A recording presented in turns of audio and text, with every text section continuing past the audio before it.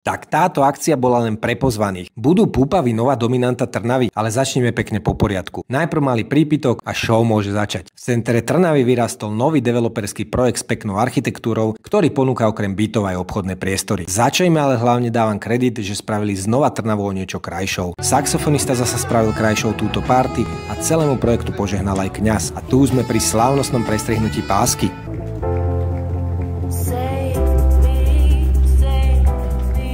Následovali obhliadky bytov, kde zaujal už samotný vstup do bytového domu a tiež jednotlivé chodby, kde boli všade na stenách umelecké diela, obrazy a tapety, čo vyzeralo lepšie ako u niektorých ľudí doma v obývačke. Dobrý efekt vytvárajú aj podsvietené chodby. Byty sú vybavené vyšším štandardom ako napríklad drevenými podlahami, podlahovým kúrením a stropným chladením. Za kúpeľne sa developer taktiež nemusí hanbiť, myslím, že sú veľmi vkusné. Najexkluzívnejší byt v projekte je mezonec s takouto terasou, z ktorej sú aj pekné výhľady na mesto. Pri dobrej hudbe od DJ-a ste sa tu mohli ponúknuť aj dobrým rumom. No ale tu mi už aj celkom vyhľadlo a presunul som sa do prízemného priestoru, kde čoskoro vznikne nová reštaurácia, ktorú bude zastrešovať šéf-kuchár so skúsenosťami z michelinskej reštaurácie. Toto bola len malá ochutnávka a na reštauráciu sa už teraz teším. Výhodou bude otvorená kuchyňa, kde budú jedla pripravovať kuchári priamo pred vašimi očami. Párty následne pokračovala na streche do neskorších večerných hodín a Trnava je znovu o niečo krajšia.